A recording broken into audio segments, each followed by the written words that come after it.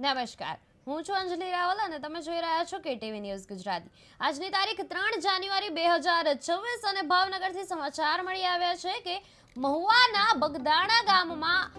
આવારા તત્વો દ્વારા સરપંચ પર હુમલાનો મામલો તાજો બન્યો છે। આ ઘટનામાં પીડિત સરપંચ નવનીતભાઈ પર હુમલો કરવામાં આવ્યો છે અને ઘટનાને ગંભીરતાથી લઈને સોમનાથનો ધારાસભ્ય વિમલ ચુડાસમા બગદાણામાં પહોંચ્યા અને પીડિતને સાંત્વના પાઠવવા પહોંચ્યા હતા। ત્યારે આ ઉપરાંત ધારાસભ્ય જે છે વિમલ ચુડાસમા એમણે જણાવ્યું હતું કે સરકારમાં જરૂર પડે તેઓ પીડિતના પુનઃકાર માટે આગળ રહીને હાજર રહેશે। સોમનાથના ધારાસભ્ય તરીકે સેવા આપું છું ત્યારે આજે મહુવા મુકામે જે નવનીતભાઈ ઉપર અંદાજિત 3 દિવસ પહેલાં જે હુમલો થયેલો હતો અને નવનીતભાઈને ઉપર ખૂબ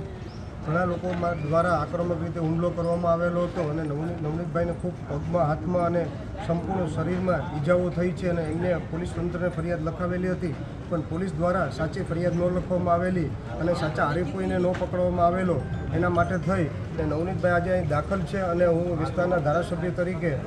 નવનીતભાઈની મુલાકાત લેવા માટે આવ્યો છે અને નવનીતભાઈને ન્યાય નથી મળ્યો અને જ્યાં સુધી ન્યાય ન મળે ત્યાં સુધી હું સંપૂર્ણ એમની સાથે છે અને સંપૂર્ણ ધારાસભ્ય સોમવારે ગૃહપ્રધાનને મળવા જવાના છે અને જ્યાં સુધી નવનીતભાઈને ન્યાય ન મળે ત્યાં સુધી હંમેશા માટે નવનીતભાઈની સાથે રહીશ, કારણ કે હંમેશા